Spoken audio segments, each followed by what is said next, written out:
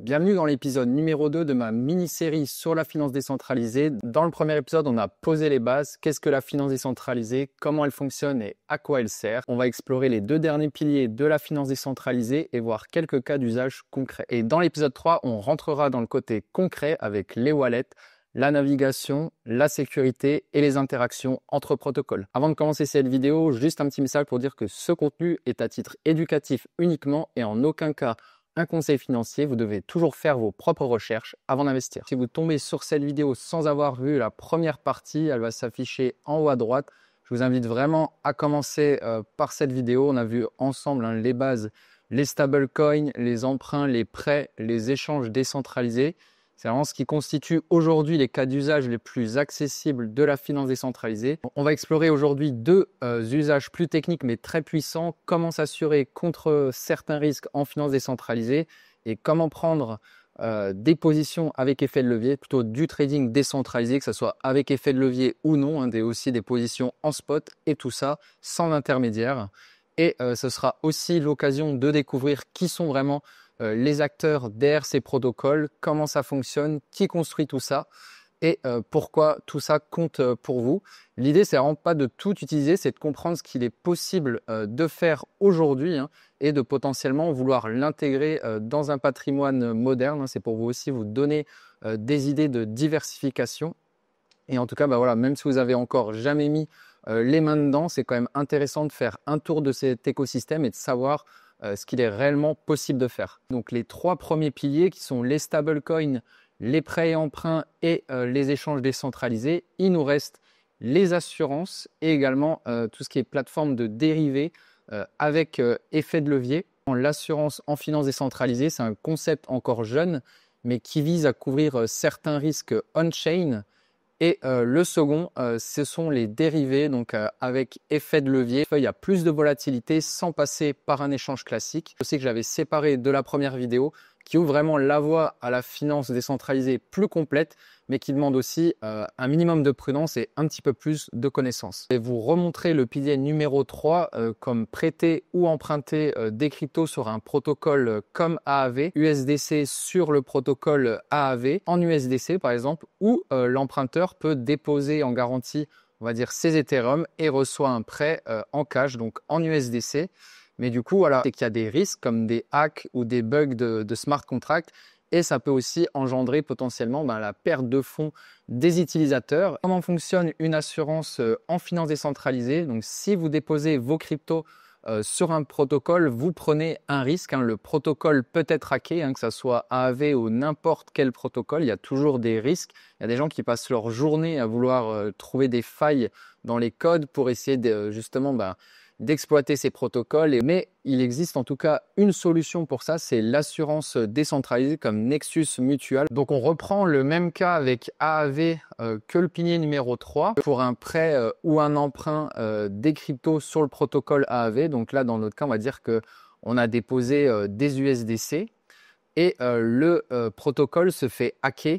Et du coup, ça engendre une perte de fonds, imaginons, de 10 000 $ pour ma part. Mais j'avais prévu tout ça et j'avais payé une prime à Nexus Mutual pour justement assurer mon prêt ou mon emprunt sur le protocole AAVE. En fait, comment ça se passe concrètement, c'est que vous allez payer une prime à l'avance, souvent entre 2 et 5% du montant pour 30 jours. Et si un incident reconnu survient pendant cette période, vous pouvez être indemnisé. Donc, du coup, vous allez payer la prime à Nexus Mutual. Mais attention, les incidents doivent être validés par une DAO le plus souvent. Donc, en gros, il y a un vote de la communauté qui est soumis pour savoir si vous allez être indemnisé ou non. Et les plafonds de couverture sont limités à environ 100 000 $ dans la majorité des cas. Et vous doutez bien que comme toute assurance, il faut bien lire les petites lignes. Ça ne couvre pas tout. Mais voilà, ça peut être quand même des choses intéressantes quand on commence à placer des montants significatifs sur certains protocoles. Ça peut vous conforter justement dans votre démarche justement de continuer sur la finance décentralisée. Et vous savez que dans le pire des cas, vous allez potentiellement pouvoir être indemnisé par des solutions d'assurance comme Nexus Mutual. Je vais vous montrer un exemple accessible avec AAV pour simplement prêter et emprunter ces cryptos avec le protocole AAV. Voilà un petit peu en tout cas la page de site web du protocole AAV. Donc là, vous pouvez en tout cas aller voir des informations intéressantes, hein, comme les volumes sur 30 jours. Donc on est quand même sur 313 milliards de dollars. Il y a eu 42,2 milliards déposés à travers 14 réseaux. Donc voilà un petit peu toutes les fonctionnalités de AAV. Donc on peut faire de la conversion de crypto sur le réseau ERC20, donc Ethereum. On peut faire du stacking, donc verrouiller nos cryptos en échange d'un rendement. C'est disponible sur plusieurs réseaux. Donc tout est non custodial, donc on est vraiment propriétaire de nos fonds, transparent comme je le disais, avec le code en open source sur GitHub. Je voulais montrer un petit peu les institutions et les compagnies qui back AAV. Et là, vous voyez qu'on a quand même JP Morgan, on a l'autorité monétaire de Singapour, Fireblock, Consensus, Centrifuge. Enfin, il y a vraiment des gros noms. Et si vous voulez approfondir vos connaissances sur un protocole comme AAV, vous avez la rubrique développeur, où là, il y a un tas de choses qui se passent dessus, tout ce qui est sur la gouvernance, la sécurité, les concepts. Je pense que vous pouvez facilement traduire la page sur votre navigateur. Et par exemple, là, je suis sur la DApp de AAV, donc j'ai pu connecter un de mes wallets. Bon, il y a rien dessus. Donc, par exemple, si je fais supply, donc en gros, j'apporte de la liquidité, par exemple, je pourrais apporter mes Ethereum. Je vais mettre le max, par exemple. Moi, je pense que c'est pas suffisant.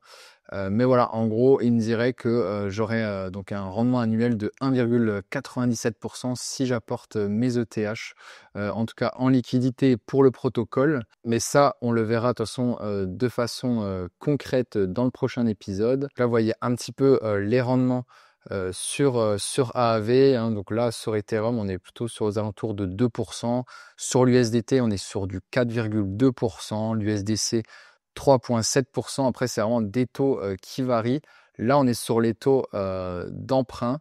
Donc ça, c'est les taux d'intérêt qui fluctuent selon les conditions de marché. Là, vous voyez également le total, par exemple, emprunté. On est sur 2,37 millions. Donc là, par exemple, c'est le cas. Là, je vous pourrais, par exemple, déposer de l'Ethereum et par exemple emprunter de l'USDC. Voilà, par exemple, vous pouvez stacker vos USDC avec un taux de 7,4% annuel. Donc ça reste quand même intéressant. On est quasiment à 10% sur l'USDT, sur le wrap ETH. Hein. Donc c'est pas vraiment de l'ETH, mais c'est un actif qui réplique le prix de l'Ethereum. Donc c'est quasiment pareil. On est sur du 2,7%. Et sur le GHO, donc le stablecoin natif d'AAV, on est sur quasiment 9%. Et on peut également faire des swaps. Ça pourrait par exemple faire la même chose que Uniswap. Là, on pourrait le faire directement sur le protocole AAV si on a notre portefeuille connecté. On pourrait, imaginons que j'ai de l'Ethereum et que je veux les remplacer en AAV par exemple, ou rebasculer mes Ethereum en stablecoin ou vice-versa. Et ben voilà, c'est quelque chose qui est facilement faisable et vous voyez que surtout c'est compatible avec plusieurs blockchains. Donc Ethereum, attention aux frais, plutôt aller jouer plutôt sur Base ou Arbitrum où c'est quand même beaucoup plus accessible. On arrive ici au pilier le plus technique de la finance décentralisée, les produits dérivés à effet de levier. Même si ça paraît le plus simple vu de l'extérieur. Donc l'idée, c'est de spéculer à la hausse ou à la baisse d'un actif crypto en amplifiant le mouvement grâce, par exemple, à un effet de levier, grâce au levier. Mais vous pouvez également spéculer en décentralisé sans effet de levier, uniquement en spot. Par exemple, vous allez déposer une garantie, par exemple 1000 $, en ETH ou en USDC sur Hyperliquid. Donc, il faut savoir que Hyperliquid, ça passe principalement par le réseau Arbitrum, donc c'est une couche d'Ethereum, donc c'est au-dessus de la couche d'Ethereum qui est un layer 1. Donc ça permet d'avoir du coup des frais beaucoup moins élevés que sur la blockchain Ethereum. On verra ça en détail dans la vidéo numéro 3. On peut utiliser un effet de levier. Donc par exemple, si on met 1000 $ avec un effet de levier 5, par exemple, on va pouvoir avoir 5000 $ de position. Mais attention à ça, hein, si jamais le marché corrige par exemple de 20%, avec un effet levier de 5, vous allez être liquidé à 100%. Donc attention, je vous incite vraiment pas à trader, c'est juste pour vous montrer ce qui est possible de faire en finance décentralisée, surtout que voilà, Hyperliquid, c'est quand même un protocole assez récent. Et cette garantie, on l'appelle aussi le collatéral, c'est votre propre argent, mis en sécurité que le protocole pourra récupérer si la position tourne mal. Par exemple, si vous avez un stop loss avec des pertes, et forcément, automatiquement, il va vous déduire le pourcentage de votre position. Si vous êtes liquidé à 100%, vous allez perdre 100% du capital déposé, donc vos 1000 $. Donc, c'est votre propre argent mis en sécurité que le protocole pourra récupérer si la position tourne mal. Ensuite, un protocole comme Hyperliquid va exécuter votre position selon le marché. Si le cours va dans votre sens, vous allez gagner forcément un gain. Mais s'il évolue dans l'autre sens, par exemple, si vous avez parié à la baisse et que le marché continue de monter, vous pouvez tout perdre. Donc là, c'est le résultat, c'est vous. Vous gagnez ou vous perdez selon l'évolution du marché. Donc ça, il n'y a rien de nouveau. Ça fait partie du trading et surtout de l'investissement.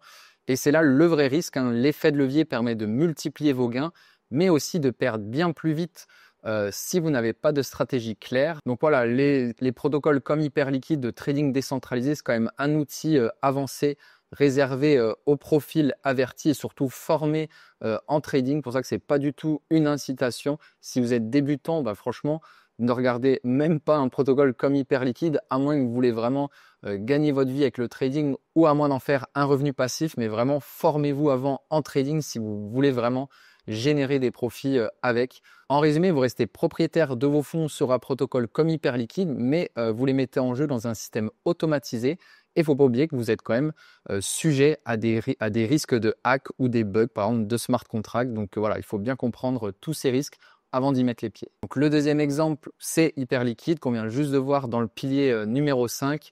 C'est vraiment l'exemple le plus avancé pour ceux qui veulent aller plus loin. Hyperliquid, c'est un échange décentralisé américain lancé en 2022 par une équipe très discrète mais ultra efficace techniquement. La plateforme a explosé en 2024 avec l'un des plus gros airdrops de l'histoire récente de la crypto, récompensant massivement les utilisateurs actifs, ce qui a attiré une énorme attention dans l'écosystème. Mais au-delà du buzz, Hyperliquid se démarque sur plusieurs plans. Donc il n'y a aucun compte à créer, aucun KYC, donc aucune vérification d'identité. Donc tout se passe directement depuis votre wallet décentralisée comme MetaMask ou encore Rabi Wallet. Vous restez maître de vos fonds en permanence, contrairement à un échange comme Binance. Donc là, on est sur Hyperliquid. Pareil, j'ai mon wallet connecté ici. Bon, il y a rien dedans. Mais sur Hyperliquid, par exemple, je pourrais voir mon portefeuille ici. Donc là, j'ai rien du tout. En tout cas, ce qui est intéressant, c'est que là, on voit les frais. Par exemple, j'aurai 0,045% donc taker, donc c'est-à-dire c'est celui qui prend l'ordre, donc c'est quelqu'un qui va faire un ordre au marché, et le maker, celui qui va mettre un ordre limite. Donc forcément, quand on fait le marché, on a toujours des frais inférieurs à celui qui prend justement directement au marché. Donc on peut faire du stacking de Hype, donc le token de l'application Hyperliquid. Par exemple, on pourrait choisir un validateur. Par exemple, voilà, les APR donc sur l'année sont vraiment très bas, et ça tient pas en compte aussi des intérêts composés. Donc ça veut dire il n'y a pas de compound, ça se remet pas directement dans la balance, ça les sort de côté. Si vous voulez justement faire les intérêts composés, il faudra à chaque fois les retransférer, les remettre en stacking sur le même validateur ou sur un autre. Voilà pour la partie trading. Là, je me retrouve sur la paire Hype USDC. Donc par exemple, je pourrais acheter du Hype avec des USDC. Donc tout ça, c'est un petit peu les cryptos qu'ils ont en spot. Voilà. Et si vous voulez faire par exemple de l'effet de levier, c'est ici que ça se passe. Et par exemple, là, je pourrais trader Bitcoin avec un levier jusqu'à x40. Je peux également trader, si je veux, Ethereum avec un levier qui va jusqu'à 25. Vous pouvez ensuite acheter les cryptos et les retirer par exemple sur votre wallet décentralisée. Donc par exemple, imaginons je veux acheter du Solana sur Hyperliquid. Après, je peux les récupérer sur un réseau, par exemple comme Arbitrum. Mais voilà, si vous voudrez aller repasser sur Solana, il faudra faire un bridge, et c'est ça que je vais vous montrer justement dans la troisième vidéo, la partie pratique. Aussi quelque chose qui est peu abordé, mais qui construit vraiment la finance décentralisée. Vous vous demandez peut-être, mais qui développe tous ces protocoles? Ça se construit en open source sur GitHub. GitHub, c'est un peu la maison mère des développeurs du monde entier. Chaque projet sérieux, il publie son code en public, en toute transparence. Et ce code est mis à jour, commenté, audité parfois par des centaines de développeurs indépendants. Il y a des développeurs entre eux, ils vont se tester les codes pour voir s'il y a des failles. Donc ce qu'il faut comprendre, c'est que lorsqu'on choisit de mettre son code sur GitHub, c'est que le projet assume sa robustesse. Donc il est prêt à ce que les autres le lisent, le testent, voire le critiquent. C'est vraiment un vrai gage de confiance, de sécurité et de qualité du code. Et c'est vraiment un indicateur très utile pour nous, investisseurs. C'est vraiment le nombre d'étoiles GitHub, qu'on appelle aussi les GitHub Stars. Donc plus un projet a d'étoiles, plus il est suivi, crédible et souvent actif. Donc c'est vraiment un signal qu'on regarde beaucoup dans l'analyse de projets crypto. Là, je parle vraiment de finances décentralisées comme une preuve d'engagement des développeurs. Donc, si vous entendez parler d'un projet en finances décentralisées, allez jeter un œil à son GitHub. Vous saurez tout de suite s'il est vivant, maintenu ou complètement abandonné. Donc là, on est sur GitHub. Par exemple, là, on est sur la partie AAV. Si on veut chercher quelque chose sur GitHub, par exemple, là, il faut toujours mettre un petit slash. Et je vais chercher par exemple le nom de mon protocole, par exemple AAV. Et là, voilà, je tombe sur les dernières mises à jour d'AAV. Donc c'est là le date du 3 de 2024, donc ça date. Mais on va voir qu'on en a des plus récentes. Bon, par exemple, ça a été mis à jour il y a 12 heures. Donc voilà, vous voyez que là, il a 448 étoiles, d'effort 427. Donc ça, c'est quand même, voilà, c'est un signe de confiance. Et à chaque fois, vous pouvez aller voir ce qui se passe là-dedans. Hein. Donc c'est vraiment des lignes de code et puis les gens vont échanger entre eux, vont discuter, etc. Donc voilà, c'est vraiment du code. Donc voilà, c'est sûr que c'est vraiment la partie technique, mais voilà, il y a peut-être des gens, ça va leur donner envie de creuser. Ça va peut-être même vous donner une vocation de développeur par la suite, comme je l'espère pour vous. Et par exemple, si je voudrais chercher plutôt sur Hyperliquid, je pourrais mettre par exemple Hyperliquid là. Et je vais tomber sur tout ce qui est Hyperliquid. Donc ça a été mis à jour il y a 8 heures. Et là, vous voyez, c'est les différents types de codes, hein, les différents types de langages sur la blockchain. Python, TypeScript, JavaScript, Rust, Jupyter Notebook, du HTML. Voilà, moi je suis vraiment pas expert en code, hein, c'est pour ça que voilà, s'il y a des puristes qui m'écoutent, n'hésitez pas à apporter vos précisions, vos petites choses comme ça. Si j'ai fait des erreurs, n'hésitez pas à les corriger, c'est avec grand plaisir. Donc si vous vous demandez comment suivre l'avancée des projets ou tout ce qui se passe dans l'écosystème crypto, oubliez Google News ou les médias traditionnels, tout se passe sur Twitter X. C'est là que les développeurs postent leurs annonces en direct, lancement de nouvelles fonctionnalités, mise à jour, critique, audit de sécurité, alerte, souvent bien avant que ça n'apparaisse sur les médias crypto grand public. Donc voilà, si vous voulez suivre au plus près un projet, tout se passe sur Twitter. Bien attention de prendre les liens officiels, par exemple sur CoinGecko. Vous pouvez trouver le lien officiel de chaque projet, donc attention à ça. Et ce qui est intéressant, c'est que vous pouvez aussi vérifier leur crédibilité. Regardez la date de création du compte sur Twitter. Voyez s'ils sont actifs, s'ils échangent avec d'autres développeurs, voir les commentaires. Par exemple, si vous avez des commentaires où c'est écrit arnaque, attention, scam, etc. Forcément, ça sent pas bon. Donc ça, c'est quand même un bon filtre pour éviter certains faux comptes ou des arnaques faciles. Mais attention, Twitter, c'est aussi une plateforme très émotionnelle. Il y a beaucoup de bruit, d'enthousiasme excessible ou du FUD, vraiment de critiquer ou de dire des choses fausses parce que, par exemple, le prix ne suit pas, par exemple, les fondamentaux. Et ça peut aussi fausser notre jugement parce qu'on a besoin, c'est dans la psychologie humaine, on a besoin de biais de confirmation. Et du coup, il y a des gens qui peuvent aussi dire n'importe quoi sur ces réseaux ou des gens qui fonctionnent vraiment sur la peur. Donc tous les jours, ils vont faire des posts de peur et c'est vrai que ça rapporte beaucoup de vues. La peur vend en tout cas. Donc voilà, il faut toujours prendre du recul sur Twitter, faut pas gober tout ce qu'on voit sur ces réseaux. Et puis voilà, faut essayer de se faire des listes intéressantes, c'est de suivre les bonnes personnes, essayer d'en suivre très peu, mais que ça soit très qualitatif. Au moins, voilà, vous n'allez pas vous perdre. Et puis, essayez plutôt de vous focus sur les avancées des projets, des choses qui vous motivent, plutôt que d'aller recopier, par exemple, des positions ou des gens qui vont partager des alphas, des pépites toutes les 10 minutes. Donc voilà, c'est vraiment un bon outil pour faire de la veille technique, mais pas forcément de prise de décision. Et la deuxième coulisse, c'est les venture capital. Donc en fait, c'est vraiment des fonds qui vont financer les projets. Donc ça se fait déjà dans la finance traditionnelle, mais ça se fait également en crypto depuis plusieurs années. On les appelle les VCs. Donc ou fonds d'investissement, un certain gros nom comme Pantera Capital, A16Z ou Paradigm, Multicoin ou Jump sont derrière des projets majeurs comme le jeton de l'écosystème Telegram, Uniswap, Againlayer ou encore Solana. Donc la présence de ces acteurs peut être un signal positif, mais attention, parfois ce genre d'acteur met une pression stratégique sur les projets pour générer de la performance à tout prix.